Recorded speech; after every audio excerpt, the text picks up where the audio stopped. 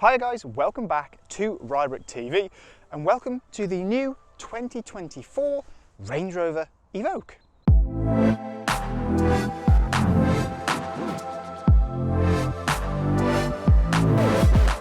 Now, I'm not going to stand here and tell you that this is a brand new car built from the ground up to be an entirely new product, because you're not blind and you can see that it isn't. What this is a slight update, a model year 2024 refresh, if you will.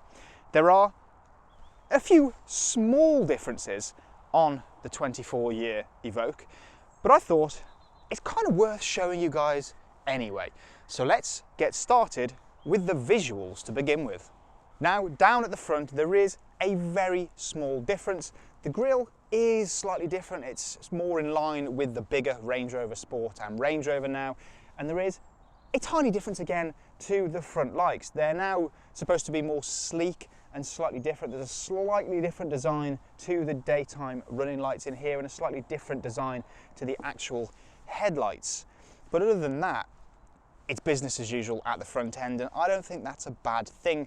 The Evoque has always been a very stylish, very handsome little SUV, so why change what's not broken? Along the side, you'd be hard pressed to find anything that's different, because there really isn't anything. This is still such a great looking car with a low roofline. It's an SUV that just looks more like a bit of a sports coupe. It was actually quite ahead of its time when the Evoque first came out. It's obviously had quite a significant facelift since then, and it's still just a beautiful looking car. The door handles here still sit flush to the car when the car's locked and then open up when it's unlocked. But yeah, as I've already said, why change what's not broken? At the rear, again, not a whole lot has changed. You've still got a very similar rear bumper here. As you notice, there aren't actually any exhausts. This is the P300e Hybrid, and there just isn't any exhausts here to see. They're tucked underneath for a cleaner design along the rear bumper. One thing that has changed though is the rear light. So if I unlock it, you've now got that sweeping effect. The lights come on with a nice little swish, and there is a slightly different look to the lights. They've got a really nice, deep, warm glow to them, which I think is actually really rather lovely. But the real changes with this car have happened inside. The overall design in here is actually pretty similar to the previous shape Evoque. Steering wheel is pretty much exactly the same. It's lifted from the Range Rover Sport, and it's just it is a lovely thing to hold. It feels very high quality in here to begin with. All the leathers and the materials feel lovely to touch and hold. But the real difference comes down here in the center console, where they've gone away with all the buttons.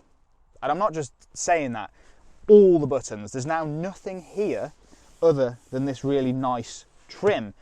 Think of it what you will. Some people like the minimalistic look, some people don't. I quite like it.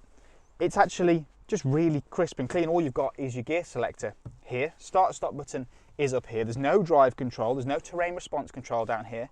There is a little cubby hole which has a charging pad for your phone, and that's a Pro Max fits nicely in there. There's a USB-C port there too. Let's just turn the ignition on, because this has the latest Pivi Pro system, which is such a big improvement over previous systems. You've got Apple CarPlay, Android Auto. Everything is now really crisp and beautiful. The responsiveness now is really, really quick. The air conditioning and so on is now on the screen. Now, some people like that, some people don't like it. I'm still a little bit unsure, but everything is controlled now through here.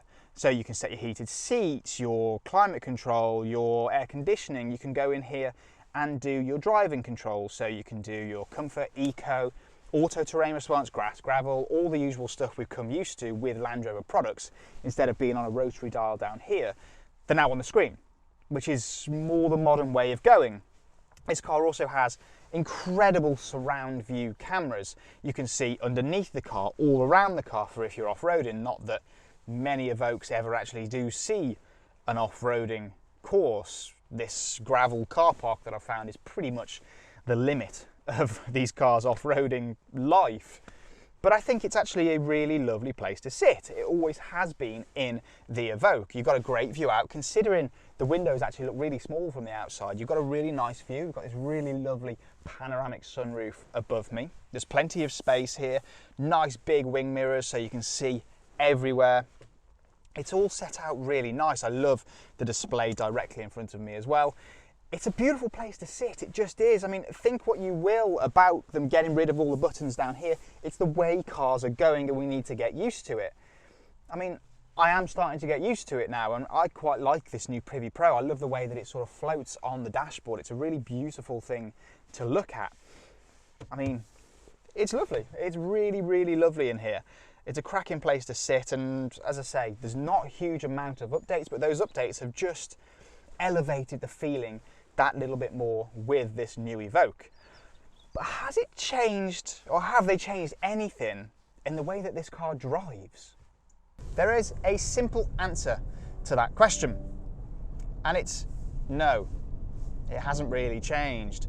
It feels exactly the same as the Evoque that came before, and that's because it is pretty much the same Evoque that came before underneath. This hybrid is, I think, probably the one to go for. It's nice and sprightly. You've got a 1.5 litre 3-cylinder petrol engine up front, bank of batteries in the back. The range has slightly improved now to around 39 miles on a full charge. Unlike a lot of hybrids as well, you can charge this on a DC rapid charge where it'll go from 0 to 80 in around 38 minutes. So in essence, kind of a mile a minute. And I do like that you can stop at traffic lights like this. It'll drop back into electric. You can set off in pure electric in total silence. And then when you put your foot down, the petrol engine kicks in, and it's actually quite quick, this thing. 6.1 seconds to 60 in this P300e, and that's all you're really going to need in a car like this. It's not built to be the last word in performance and handling. What it's meant to do is just relax and waft along, and it does that reasonably well, to be fair. It's actually a lovely car to drive, it's a lovely car to sit in, but the Evoque has always been that. Yes, it's the baby Range Rover, but to drive it still feels capable and quite plush and just overall pretty lovely.